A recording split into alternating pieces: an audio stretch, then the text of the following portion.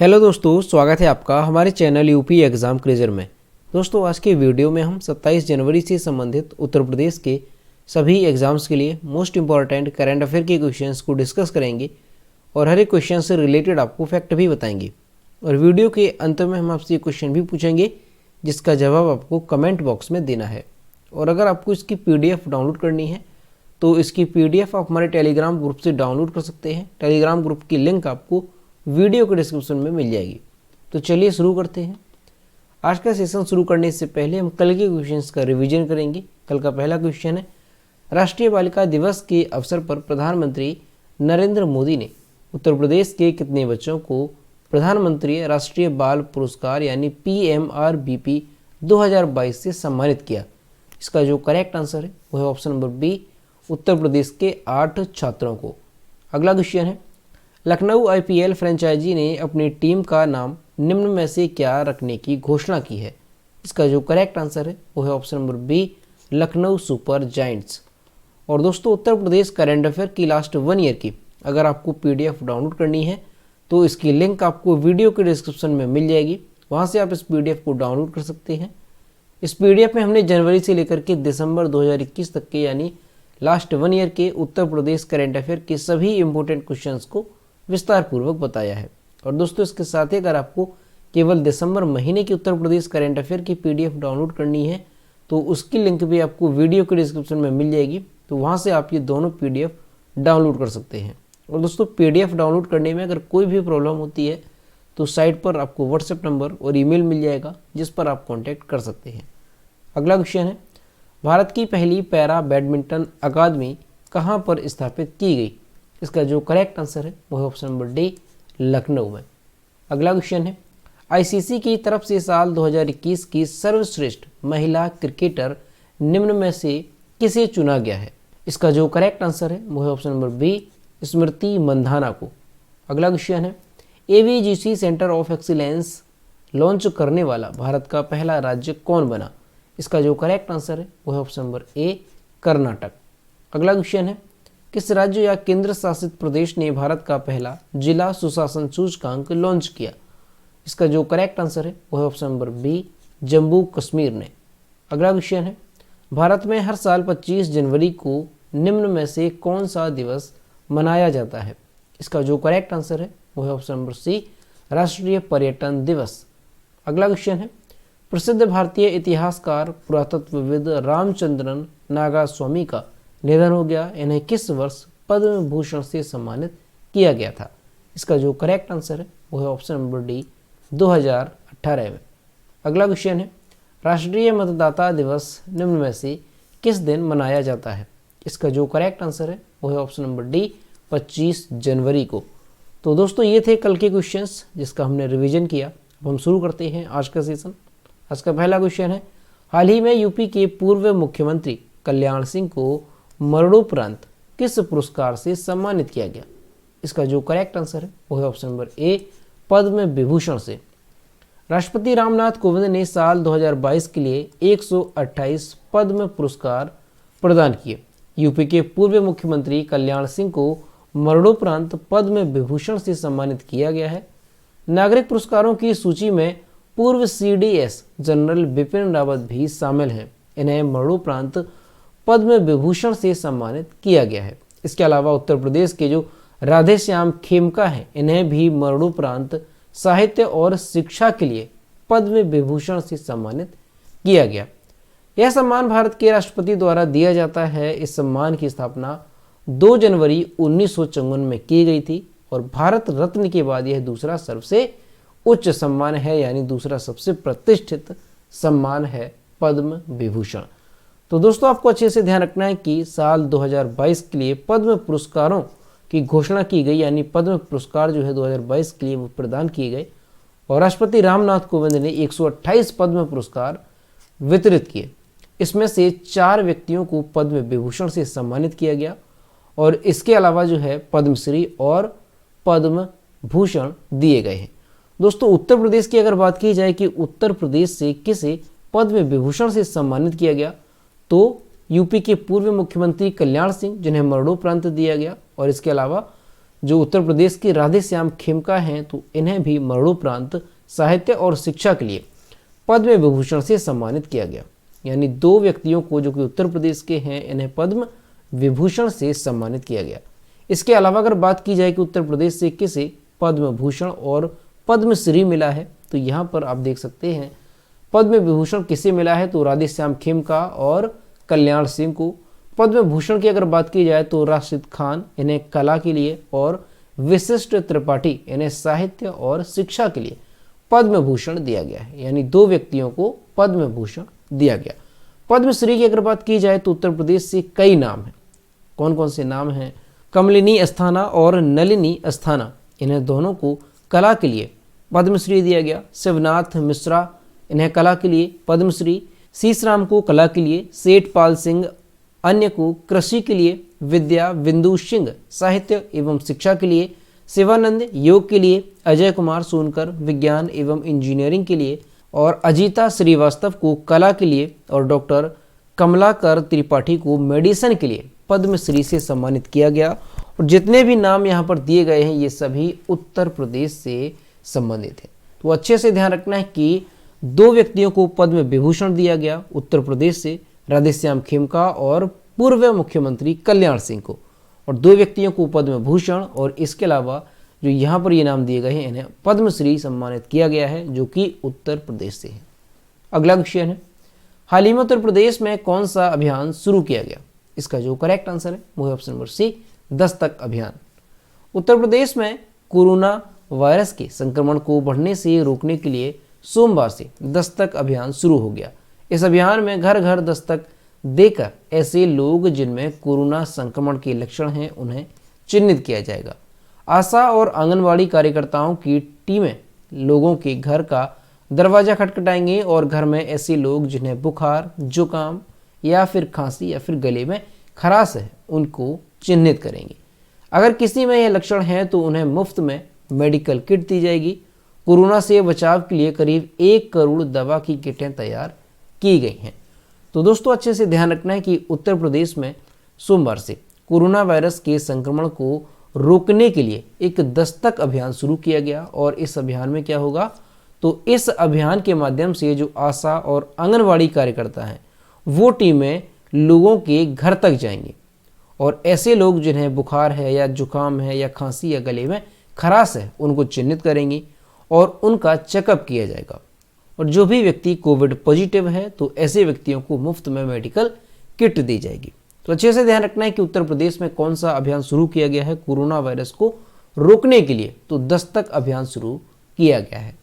अगला क्वेश्चन है, हाल ही में आंध्र प्रदेश सरकार ने राज्य में कितने नए जिलों के निर्माण के लिए हरी झंडी दिखाई है? इसका जो करेक्ट आंसर है वो है ऑप्शन नंबर डी, 13 नए जिलों। आंध्र प्रदेश सरकार ने राज्य में 13 नए जिलों के निर्माण को हरी झंडी दे दी है। इसके साथ ही अब आंध्र प्रदेश में कुल जिलों की संख्या बढ़कर के कितनी हो जाएगी, तो 26 संख्या यहाँ पर हो जाएगी।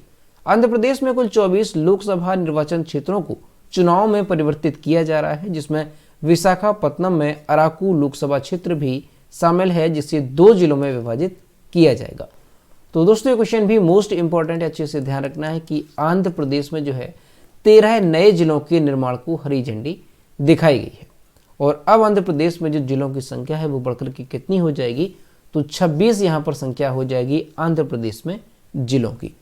अब दोस्तों यहाँ पर आंध्र प्रदेश की बात है तो ये है मैप में आंध्र प्रदेश। आंध्र प्रदेश की कैपिटल है अमरावती। आंध्र प्रदेश के चीफ मिनिस्टर हैं YS जगनमोहन रेड्डी और आंध्र प्रदेश में गवर्नर हैं विश्वभूषण हरिचंदन।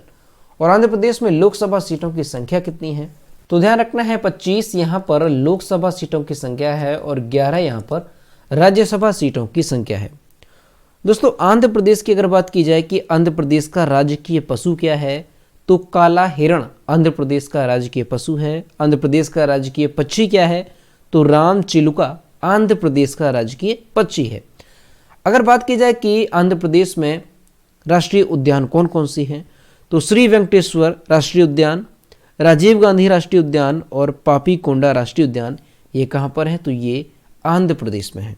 इसके अलावा अगर बांधों की बात की जाए, क्योंकि एग्जाम में बांध से भी क्वेश्चन कई बार पूछे जाते हैं, तो नागार्जुन सागर बांध ये कहाँ पर है? ये आंध्र प्रदेश में है। किस नदी पर है? तो ये कृष्णा नदी पर है। कौन सा बांध? नागार्जुन सागर बांध।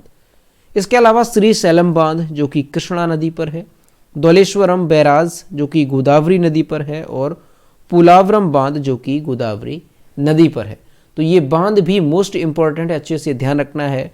और जो नागार्जुन सागर बांध है इसे कई बार एग्जाम में क्वेश्चन पूछा गया है, तो ध्यान रखना है ये कृष्णा नदी पर है।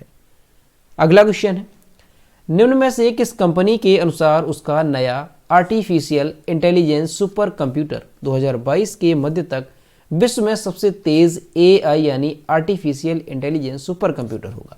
इसका जो करेक्ट आंसर है वो है option number D, Meta company के अनुसार। मेटा कंपनी के अनुसार उसका नया आर्टिफिशियल इंटेलिजेंस सुपर कंप्यूटर 2022 के मध्य तक विश्व में सबसे तेज AI सुपर कंप्यूटर होगा। वर्तमान समय में AI भाषाओं के बीच टेक्स्ट का अनुवाद करने और संभावित हानिकारक सामग्री की पहचान करने में मदद करने जैसे कार्य कर सकता है। तो दोस्तों अच्छे से ध्यान रखना, ये क्वेश्चन भी मोस्ट इंपॉर्टेंट है कि जो मेटा कंपनी है उसके अनुसार जो उसका नया आर्टिफिशियल इंटेलिजेंस सुपर कंप्यूटर है वो 2022 के मध्य तक विश्व में सबसे तेज आर्टिफिशियल इंटेलिजेंस सुपर कंप्यूटर होगा। तो यहां से आपको इस कंपनी का नाम अच्छे से ध्यान रखना है कि किस कंपनी का ऐसा सुपर कंप्यूटर होगा, तो मेटा कंपनी का। अगला क्वेश्चन है, हाल ही में ओलंपियन नीरज चोपड़ा को किस पुरस्कार से सम्मानित किया गया? इसका जो करेक्ट आंसर है वो है ऑप्शन नंबर डी, परम विशिष्ट सेवा पदक। और यहाँ पर आप इमेज में देख सकते हैं, ये हैं ओलंपियन नीरज चोपड़ा जिन्हें परम विशिष्ट सेवा पदक से सम्मानित किया गया है। ओलंपिक में एथलेटिक्स में स्वर्ण पदक जीतने वाले पहले भारतीय सूबेदार नीरज चोपड़ा को उनकी विशिष्ट सेवा के लिए मंगलवार को परम विशिष्ट सेवा पदक से नवाजा गया। नीरज चोपड़ा के साथ भारतीय सेना के 18 अन्य मौजूदा और सेवानिवृत्त कर्मचारियों को परम विशिष्ट सेवा पदक से नवाजा गया है। वह ओलंपिक में भारत के लिए स्वर्ण पदक जीतने वाले पहले ट्रैक और फील्ड एथलीट हैं। नीरज चोपड़ा भारतीय सेना में सूबेदार हैं और उन्होंने 2016 में नायब सूबेदार के सीधे प्रवेश के रूप में 4 राजपूताना राइफल्स में दाखिला लिया था। तो दोस्तों आपको अच्छे से ध्यान रखना है कि जो ओलंपिक में स्वर्ण पदक जीतने वाले थे नीरज चोपड़ा, तो उन्हें जो है अभी परम विशिष्ट सेवा पदक से सम्मानित किया गया है। और इसके साथ ही आपको ध्यान रखना है कि नीरज चोपड़ा सहित भारतीय सेना के 18 अन्य मौजूदा और सेवानिवृत्त कर्मचारियों को परम विशिष्ट सेवा पदक से सम्मानित किया गया। और दोस्तों नीरज चोपड़ा से संबंधित आपको और भी ध्यान रखना है कि इन्हें और किन पुरस्कारों से सम्मानित किया जा चुका है। तो नीरज चोपड़ा को खेल में उत्कृष्टता के लिए 2018 में अर्जुन पुरस्कार से सम्मानित किया गया और 2020 में विशिष्ट सेवा पदक से सम्मानित किया गया था। और अभी जो है 2022 में परम विशिष्ट सेवा पदक से सम्मानित किया गया है किसे? नीरज चोपड़ा को। अगला क्वेश्चन है, ऑस्कर 2022 के लिए शॉर्टलिस्ट होने वाली भारतीय मूवी कौन सी बनी? इसका जो करेक्ट आंसर है वो है ऑप्शन नंबर सी, ए और बी दोनों, यानी मराकर, अरेबिक दलिंती सिंघम और जय भीम।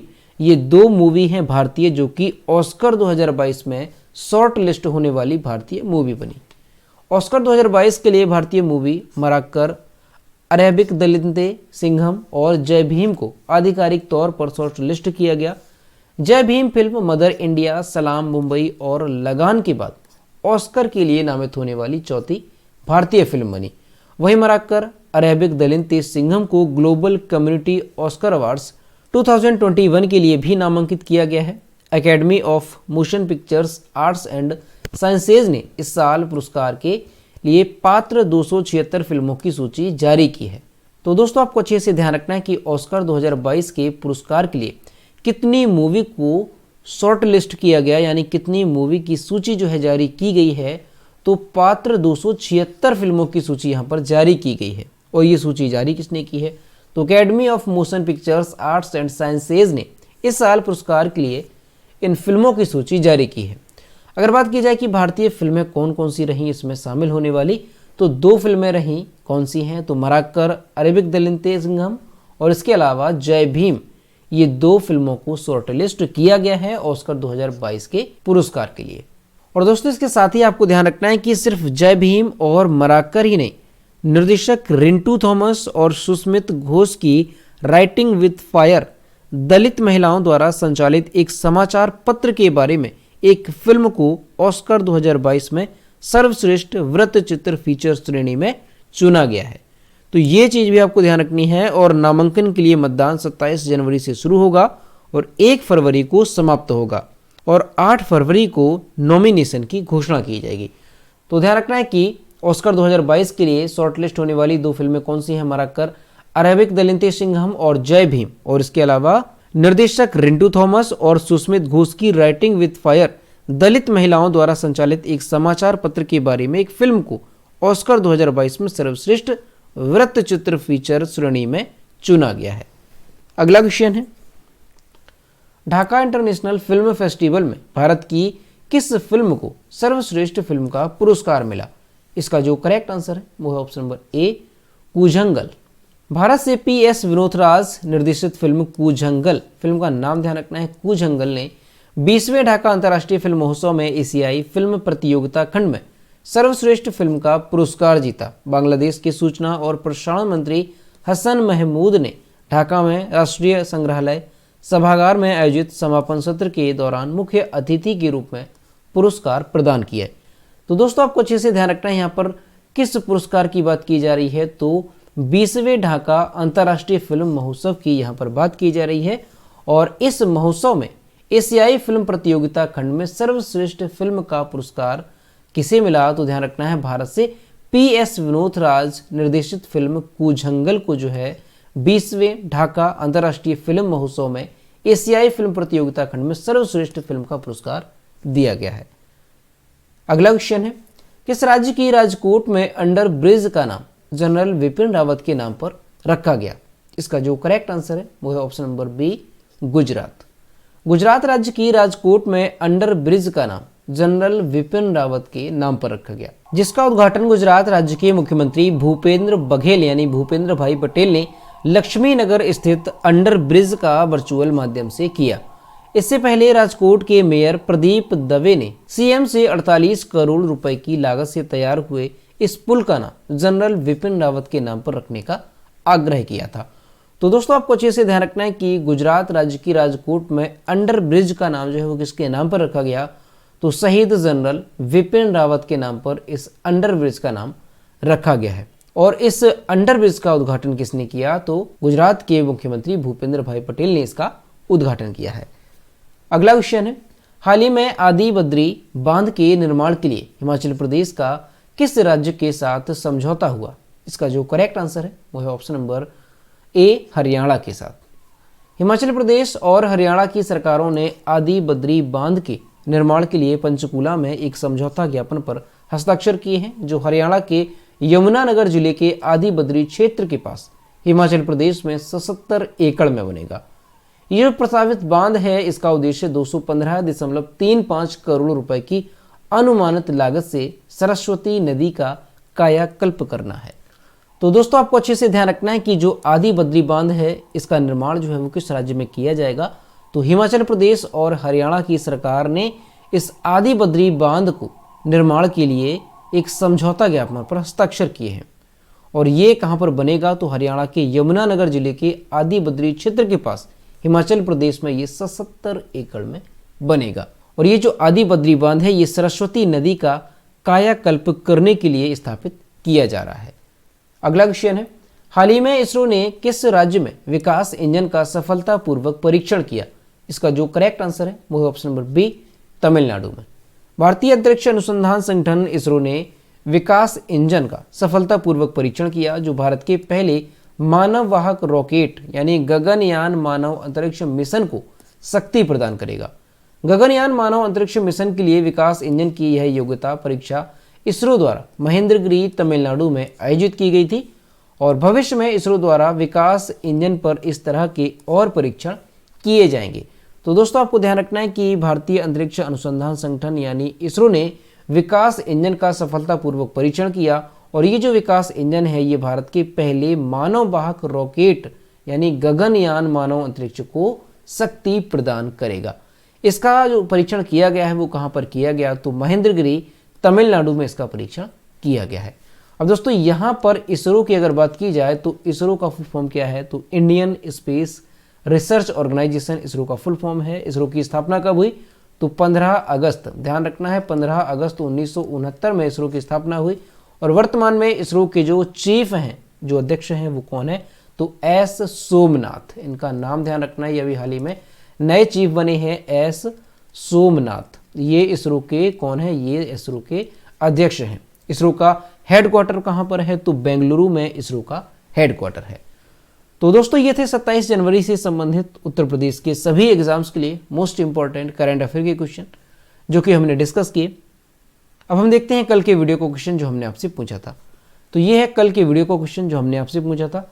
दुनिया की दूसरी बैठी हुई सबसे ऊंची प्रतिमा, स्टैचू ऑफ इक्वलिटी की ऊंचाई कितनी है? इसका जो करेक्ट आंसर था वो ऑप्शन नंबर ए था, 216 फीट। और लगभग सभी स्टूडेंट्स ने इसके सही जवाब किए। और मैं आपसे हर रोज कहता हूं कि जो भी क्वेश्चन आपसे पूछा जाए तो सभी लोग क्वेश्चन का आंसर जरूर किया करो। तो ये है आज का क्वेश्चन। हाल ही में कौन सा देश विश्व में खीरे का सबसे बड़ा निर्यातक देश बन गया है? ऑप्शन नंबर ए है पाकिस्तान, बी है चीन, सी है भारत और डी है कनाडा। तो इसका जो भी करेक्ट आंसर है वो आपको कमेंट बॉक्स में बताना है। तो दोस्तों अगर आपको आज का वीडियो पसंद आया हो तो वीडियो को लाइक करें, अपने दोस्तों के साथ शेयर करें और अगर अभी तक हमारे चैनल पर नए हैं तो चैनल को सब्सक्राइब करना ना भूलें। साथ ही बेल आइकन को भी प्रेस करें ताकि टाइम टू टाइम नोटिफिकेशन आप तक पहुंचता रहे। तो मिलते हैं नेक्स्ट वीडियो में। Thank you.